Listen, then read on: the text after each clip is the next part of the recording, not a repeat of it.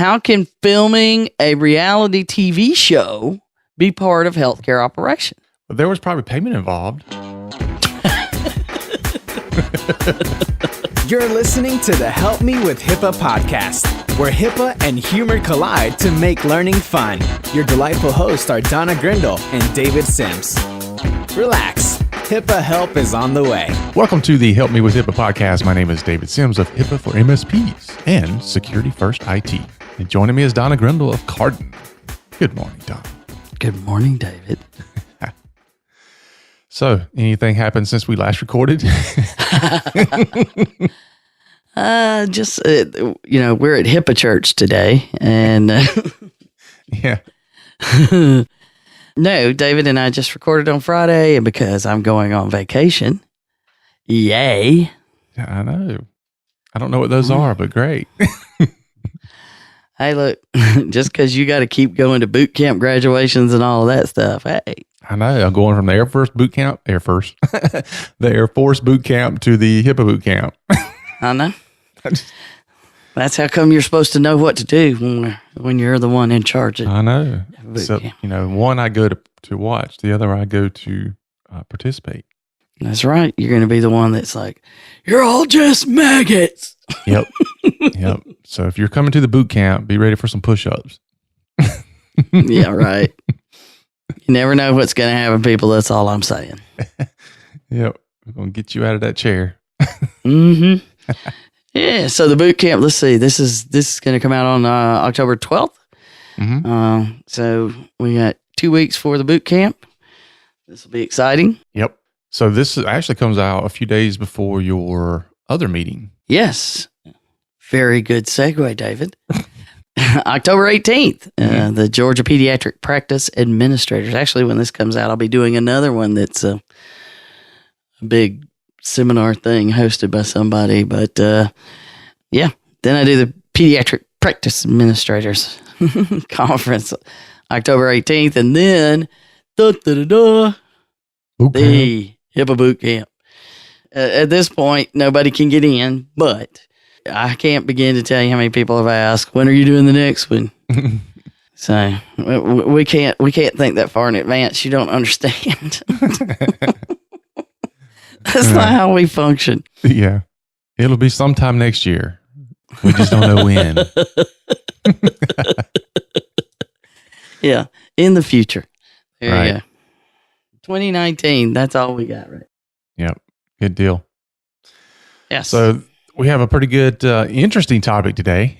If you find today's topic great and interesting like we do, share it out, social media, give us a shout out, help other people find it.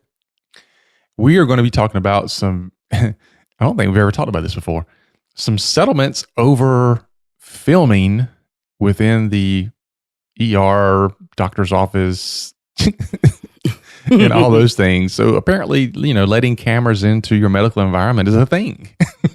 Yeah, it's something you may want to put some extra consideration into, let's say. Right. Yes. So this will be one of those ones where everybody else is going to talk about the dollar amount. We never talk about that in the settlements, really. I mean, we mention it, but it's really not our headline, which probably keeps us from getting people to read. But we get real. We keep it 100. So, they just announced this recently. We really hadn't had any OCR resolutions or fines or anything announced since the MD Anderson case. And then, boom, they drop one on us that's 3 different cases that are all related. Yeah. And it was very interesting because those 3 are all related, but they're also related to an older one. And I don't think any time have we had one that's so many covered entities making the same mistake. Mm-hmm. So this one relates back to the original settlement, which was $2.2 million. There we go. We get the money in for the New York Presbyterian Hospital version of New York Med. And in that case, a complaint was filed against the hospital with HHS And it was because, and I could be wrong, there, I'm telling you right now, David, I could be wrong. I don't hear that very often. So, Mr. Editor, keep that clip. But as I recall, it was a case where a family actually saw their loved one pass away in the emergency room after a car accident when watching New York Med, which is one of the many reasons that you don't want this kind of stuff going on, because patient privacy is a much bigger issue than most people. Most people are like, oh, I can't talk to so-and-so, and, they make it be the problem. But there's so many cases where it really matters in people's lives. Mm-hmm. And I don't even want to imagine what it would be like to see something like that happen. Yeah. But that took place April 28th, 2011.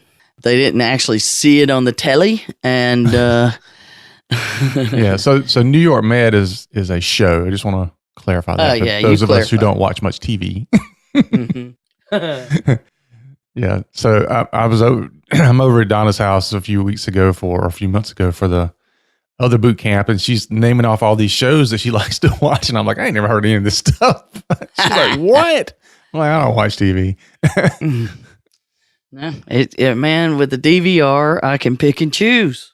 I know stuff, but it's all nerdy stuff, pretty much. I mean, it's funny because somebody will say something to me about a show, and I'm like, I ain't never heard of that. And they're like, dude, this thing's been on like 7 seasons. I'm like, never heard of it.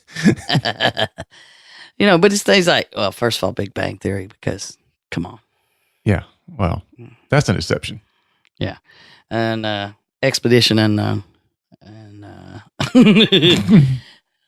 Drunk History, awesome. Yeah, that was interesting to watch.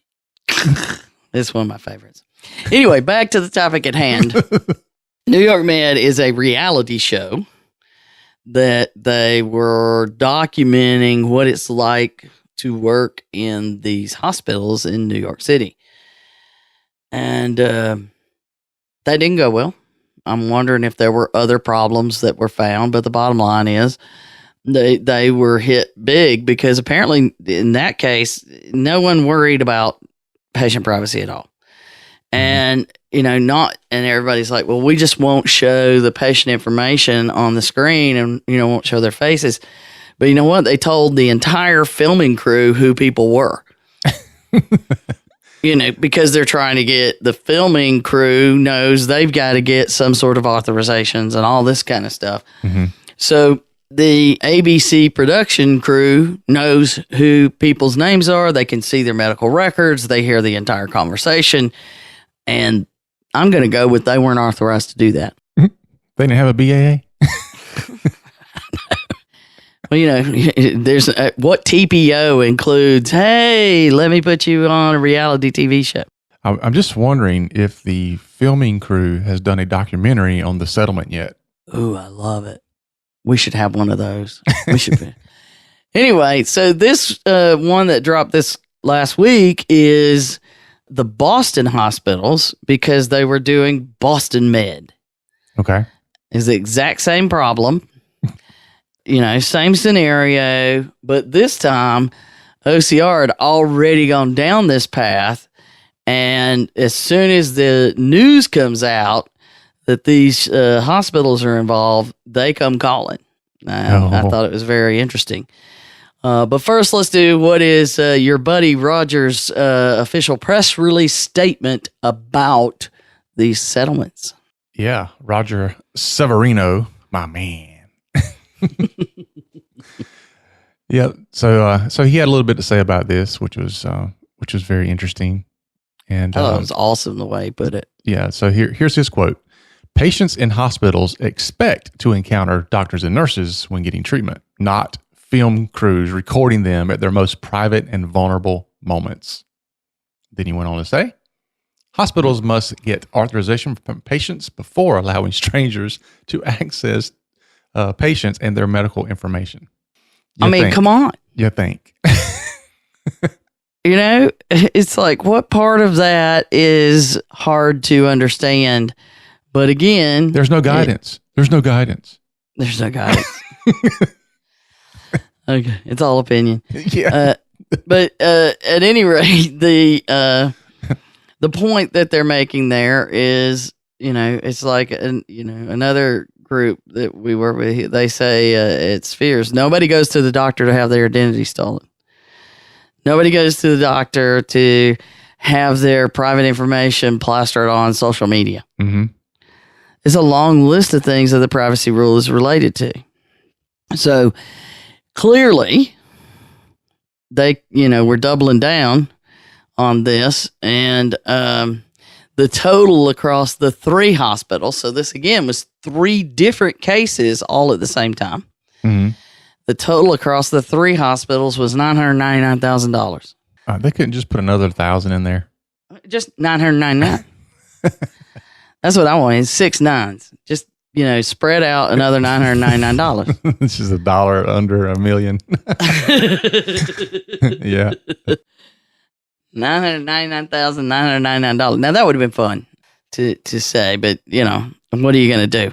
And you've got 3 different scenarios, and apparently, based on the money, you can see a rising case of infractions, let's say. Mm-hmm. But also, as we mentioned before, when they do these investigations, they ask for your financials because they do want to make sure that they make it a number, a dollar amount that you will remember and pay attention to, not just something that somebody just strokes a check and they forget about it. Now, you brought up something earlier I wanted to touch on.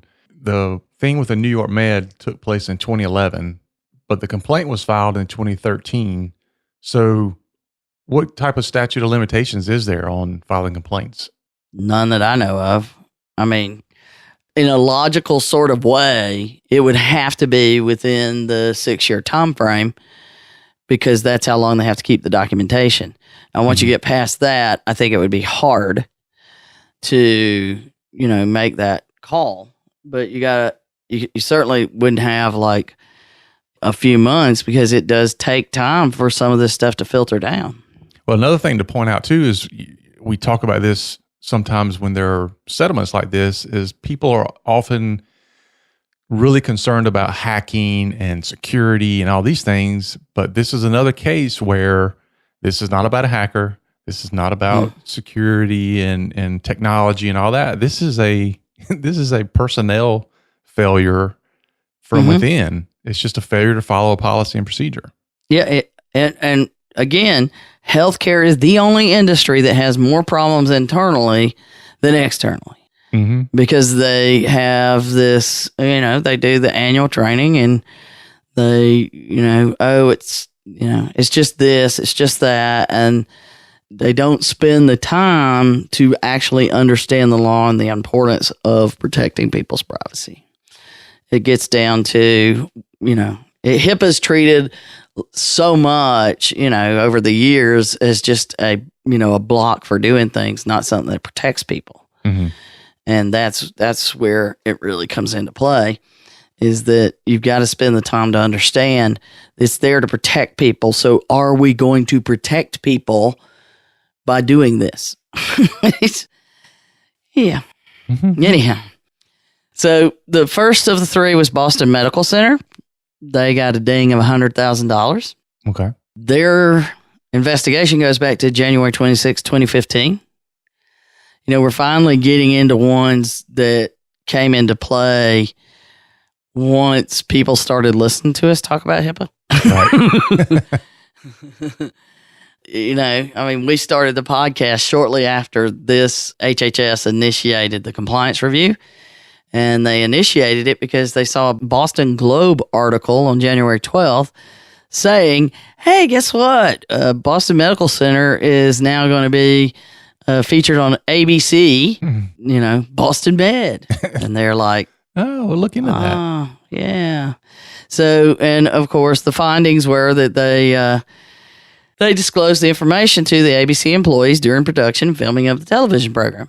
So this wasn't even a complaint. This was OCR being on the ball. Well, yeah, because they'd already dealt with the complaint and it was pretty serious what occurred. And they already found that New York Presbyterian didn't really do much of anything, at least under OCR's rules, to have a $2.2 million ding. So they see this Boston Globe article that mentions Boston Medical Center and then Brigham and Women's Hospital also listed in it in the same article. So they said, hey, Brigham and Women's Hospital, on the same day in 2015, they told both of them, look, we want to know what you've done. And so in the resolution agreement for Brigham and Women's, it was interesting that they found that they said prior to the filming at the hospital, so they filmed from October 2014 to January 2015. Then it hits the news in January 2015, and then OCR shows up. All right, so OCR says, oh, by the by, well, we're going to be stopping by to see how you did with this. We've talked about that before, where if you show up in the news, there's the likelihood that somebody's watching. Yeah, I mean, the most people get investigated. There's a complaint filed. There's a data breach that you had to report, or you end up in the news. I mean, there's other cases where you could get investigated, like the ones that we'll hear about where they've turned over some of the audits because they were so bad, they turned them over to an investigation. But statistically, very unlikely. The other three, very possible. Those are the ones you have to worry about. But they claimed that the hospital reviewed and assessed patient privacy issues related to the filming, implemented various protections regarding patient privacy, including providing the ABC film crew with the same HIPAA privacy training received by the workforce. How'd that work out for you? It's like, okay, so I told them not to tell anybody. But here's the thing. You're only supposed to be disclosing to people for treatment, payment, healthcare operations. How can filming a reality TV show be part of healthcare operations? Well, there was probably payment involved.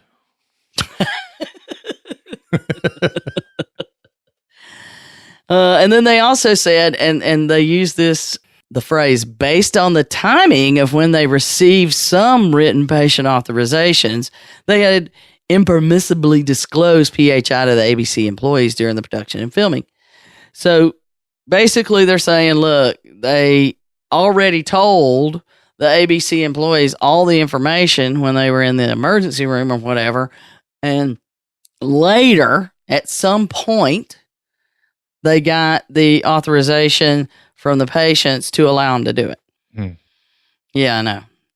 So it's kind of like as they're in the ambulance headed towards the hospital, I'm going to need you to sign this because there's going to be cameras as soon as we open the door, and I need you to sign this right here. But they said that, Brigham and Women's Hospital failed to appropriately and reasonably safeguard its patients' PHI from disclosure during a filming project conducted by ABC on its premises in 2014 and January 2015.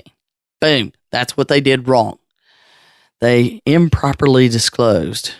And then we get to Massachusetts General Hospital, and they have been, in these conversations a bunch for different reasons. So theirs is the one where in December 2014, so the filming was still going on when they see these, and it's because Mass General had put it on its website. We're going to be on TV. on October 3rd, that ABC News would be filming a medical documentary.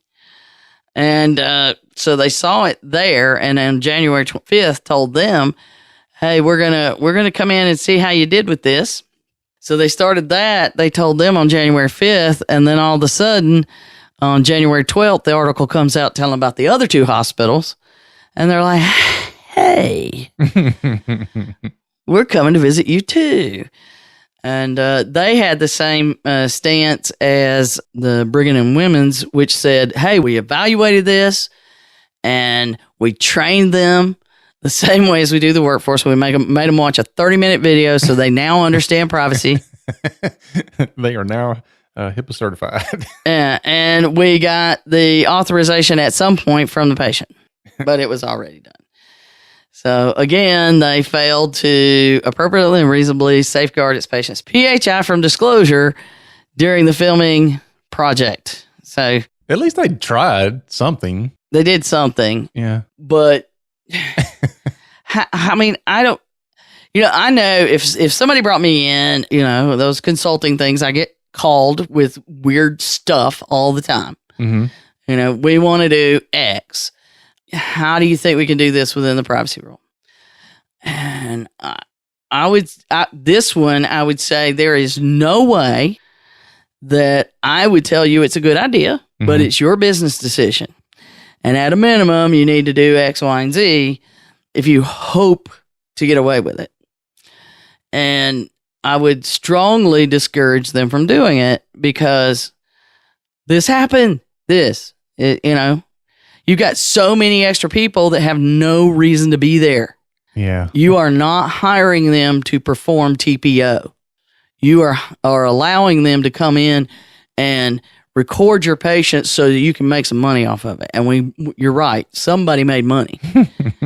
And patient's privacy is not something that, here, sign this and you can give away your rights so that we can make some money off of you.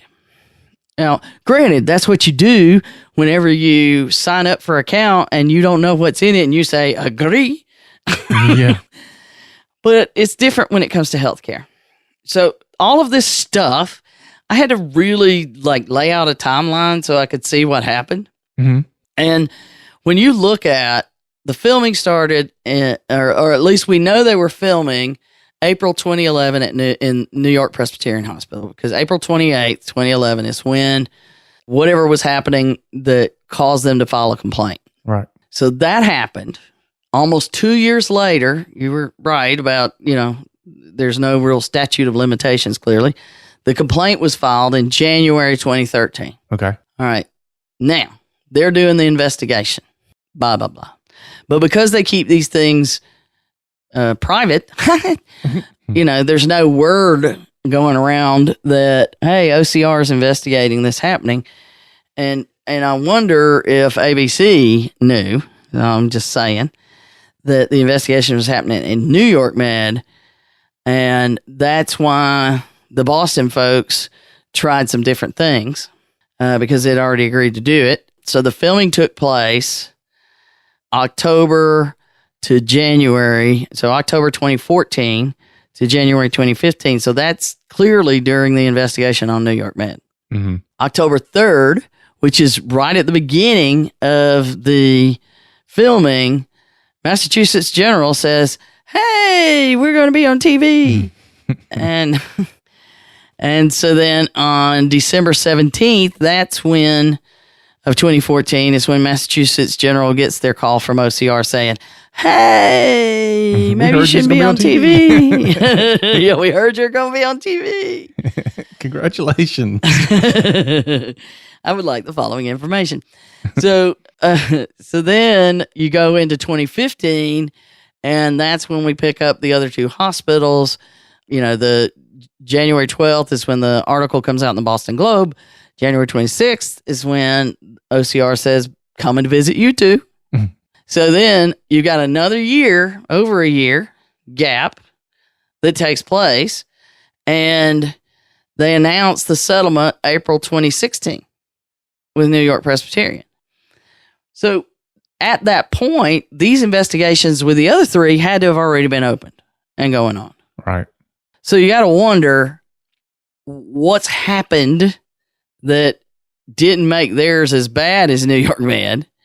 Well, there's a million things we could speculate, and we don't have that inside information, and we can't get that inside information. Well, I think it's the fact that our podcast has been around longer. And so the longer our podcast is out there, the less likely you are to claim you didn't know. I'm just saying.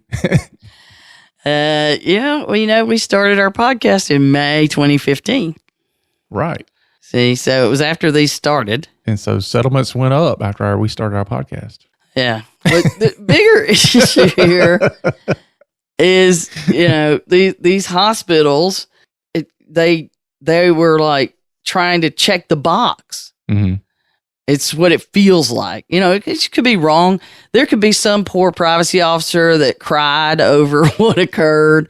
There could be a million other things that we don't know. Yeah. And so we know a lot of times we don't know. We don't know what happened, but it feels like that classic check the box that we see all the time. It also sounded like Massachusetts did something very close to Brigham and Women's Hospital. So yeah, there had to be some conversation going on because it was just they kind of did the same thing to try to cover their bases. Yeah, the verbiage is exactly the same between those two settlements. Mm-hmm. Whereas not so much with Boston Medical Center, but it's also a smaller number. I'm not quite sure what's the difference with them. I went back and double checked, and granted, I was writing this at 1 a.m. this morning, so I could have missed something. But the real question is, okay, if New York Presbyterian didn't even really consider it at all, it's what it seems. Right. Or if they did consider it, they were worried about getting something after the fact and they didn't do it, whatever. But it does go back to 2011 when people still treated HIPAA like something that you had to do training and you signed some papers, and that's what HIPAA was. But if they went to the trouble of evaluating it, making the decision, having these people sit through that video training and take their little quiz, and then try to act like they're an employee, how did they get to this was okay? That's the thing that I can't figure out. I can't reconcile. And maybe it's because I worry about these things differently than other people, and maybe this was lawyers that were being pressured to make it happen, or even better, lawyers that didn't truly understand HIPAA that were making the decision. Mm-hmm. So they saw it as paperwork and some training. And, same thing. There's still that belief that it's some paperwork and a video. That's what they think HIPAA is. I mean, do you feel differently about it? But that's what it feels like to me. Yeah, no, I completely agree. Well, thanks for adding so much to that conversation. You're very welcome. I am doing my part. And all of them are on corrective action plans, but they're kind of funky corrective action plans. Mm-hmm. And like there's one that's 1 year and the other two are 2 years. And they have to have policies and procedures that deal with filming patients and, non-clinical versus clinical, and all their people have to be trained, and they have to make sure that everybody's trained on this frequently and all this kind of stuff for a couple of years. Nothing about training filming crews though, right? No, it didn't mention that at all. It said this was wrong. I think that's why the other two got hit harder because, at least with Boston Medical, they're like, oh, we screwed up. We didn't even check. Yeah. And the other two are like, we knew what we were getting into and we thought we were good. So it gets back to that same thing is if you are making these kinds of business decisions, which is what they are, mm-hmm. about what you're going to do with patient data, then you have to be prepared to make the argument in court that you adequately safeguarded, protected patient information or got appropriate authorization from the patient for whatever you were doing. Kind of hard to claim that you appropriately safeguard information when it's on TV. I know, really? No? So, as always, we say, well, what did we learn from these settlements? These filming settlements, they're kind of different, but we did learn some very specific things. And I came up with 6 very specific things. Okay. Other than we learned that our podcast makes the price go up. What's these 6? All right. Number 1, OCR opens investigations when they see things in the news. Yeah, I know. Not just when a complaint comes to them. I know. People don't think about OCR and HHS being proactive, but it can happen. Yeah. I mean, it is their job to make sure that patients' rights aren't being violated. That's what their job is. Mm-hmm. It is not their job to enforce HIPAA, although we call them the HIPAA police and they do provide the enforcement arm, but their job is to make sure patient rights aren't violated. Right. That's it. And the way that they do that is they use the HIPAA law to enforce it. So they're not just sitting there waiting on something to happen and a complaint to come in. They're actually out there actively looking for things. Well, when things are really, really obvious and in the news, you better be talking to them before they're talking to you. And so it is important to realize if you are involved in things and you're putting out a big, like Massachusetts General did, making a big statement on their website, look how awesome we are, ABC is filming here. So if ABC is filming and you put it on your website because you're proud of it, don't question if OCR says, hey, by the way, we're coming to check on you. And you're like, how did you know? Or if patients make a big stink and put it in the news about things. And this is where a big problem comes in, is when patient privacy has been violated. Unless it was, put on social media and made big. If the patient tries to bring it to the public's attention, they're also having to give up their privacy even further. Yeah. And that's the position they're in. And that's why we don't hear about these things. And there's constantly happening. And the healthcare organizations, they're like, not my fault, not my fault, not my fault. I trained them. That's it. I trained them. And I told them not to do it. And that's it.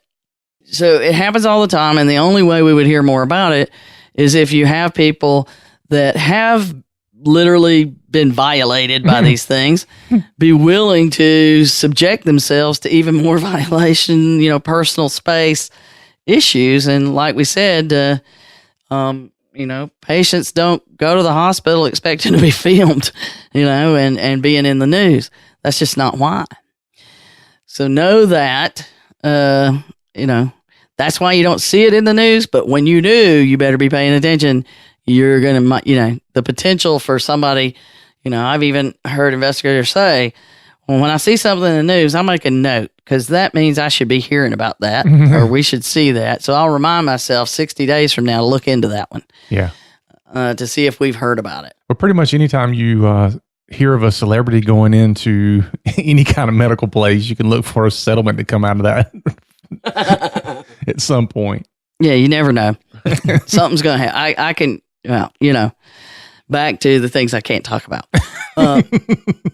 But it can be the most obscure celebrity. If it's a celebrity in any type of community, it can be a celebrity in, a small music community, let's say.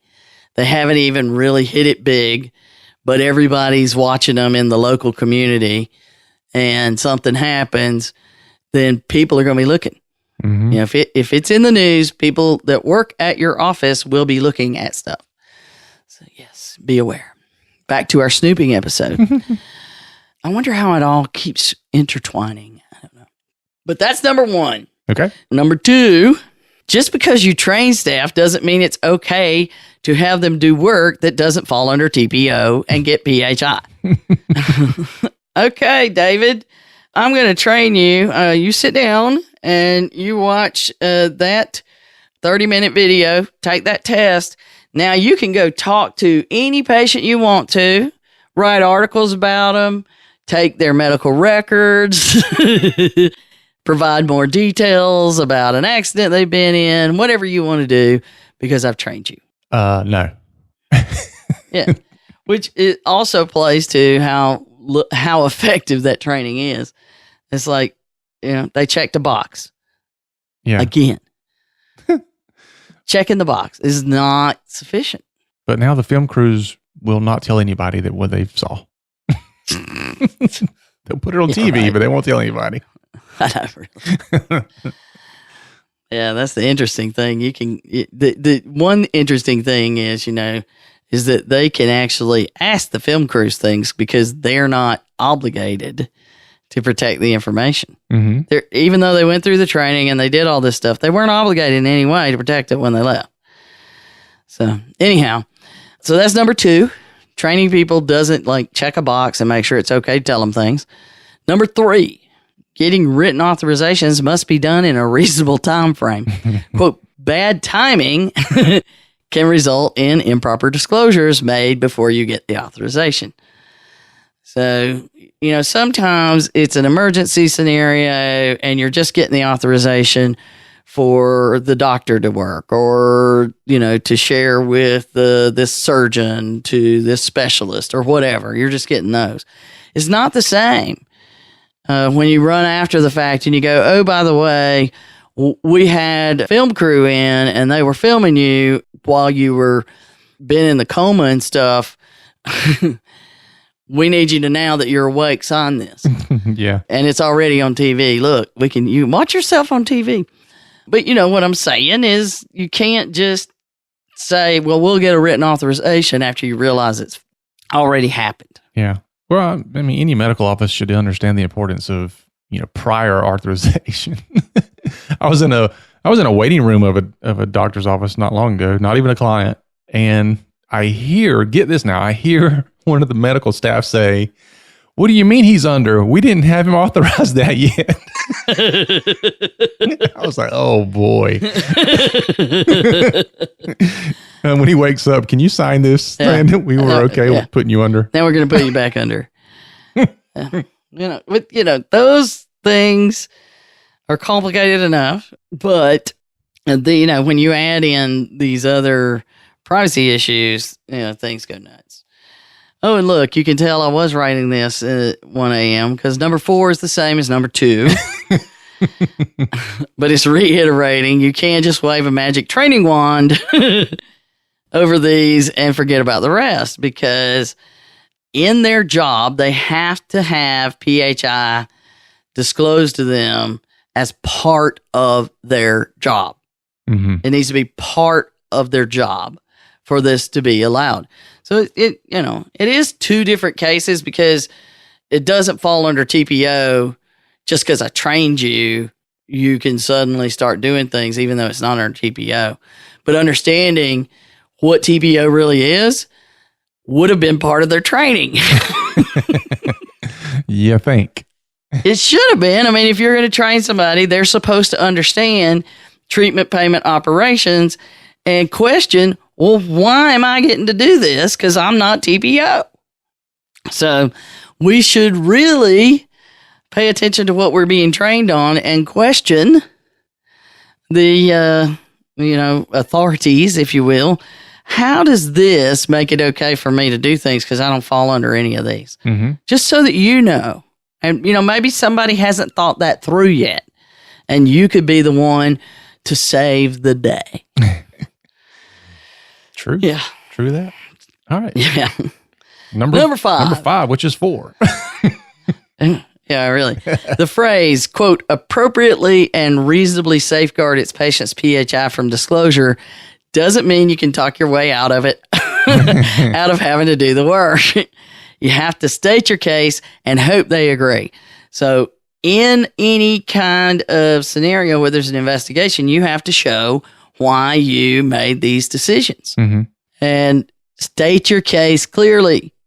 Don't go, hey, look, we trained them. We're good to go. That's where your good documentation comes in too, because if something comes up 2 years down the road, like this one that was, 2011 to 2013, who's going to sit there and go, I don't remember why we made this decision, really? It's exactly what we talk about. You're right. That's what we talk about why you write these things down and keep them where you can find them. Yeah. Well, the guy that made that decision is no longer here, so we don't know. And we don't know where his folders are. And we've looked through our email. Yeah, that's why we have compliance. That's why we do it. All right. So, and number 6, the biggest thing we should have learned. Mm-hmm. No cameras around patients is a very good idea. Yeah, but that, bringing up cameras, though, it's not just film crew cameras. We've had discussions with people about, security cameras and other things that they want to put in waiting rooms or in I mean, even in procedural rooms, it's like, no, that's not a good idea. It's not. And that debate of is it PHI or not, I think my face standing in a doctor's office, a full front face picture is considered PHI. And now I've tied it to medical information at a doctor's office. And that constitute PHI. Yeah. Not only that, but a lot of these recordings for the video cameras, the recordings are sent to some kind of cloud storage somewhere, which means now that data is sitting out there on the internet somewhere. And they would need to be a business associate to store it out in the cloud. That's true. Because I'm storing PHI. So these are all things that you have to evaluate. You have to get some sort of policies in place. And the no cameras rule, that goes for employees and their smartphones. The computers that make phone calls, that also take pictures and record video.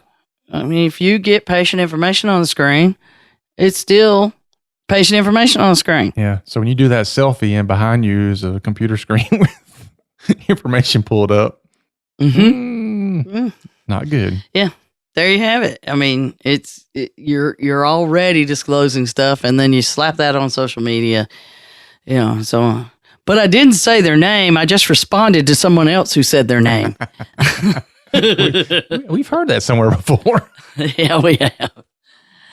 All right, so there we have it. The issues around filming, the crew that was there. You got to wonder how they even realize, but film crews, they're used to seeing stuff that people at their worst or their best. And so, well, yeah, I mean, for the film crew, they're probably like, look, this is your hospital. You just tell us what we need to do our job and we'll do it. I mean, it's not their responsibility to figure out how to follow HIPAA. Yeah, if you're giving them the information, they didn't make an improper disclosure. You did. Right. All right. Awesome. Very interesting show. All right. Hope you liked today's show, folks, and share it out on social media and get some other people to listen to it, because that's you're not going to hear this coming from too many places, I'm sure. And just remember not only to share it out, but don't forget, HIPAA is not about compliance. It's about patient care. You've been listening to the Help Me with HIPAA podcast, hosted by Donna Grindle and David Sims. The show created to help you with HIPAA. For more information or to ask us a question, visit our website at helpmewithhipaa.com. Neither Donna Grindle or David Sims are attorneys, and they do not offer binding legal advice concerning regulatory compliance. The information in this podcast should not be relied upon or construed as legal advice in any way. Consult your attorney for legal advice concerning compliance with HIPAA regulations.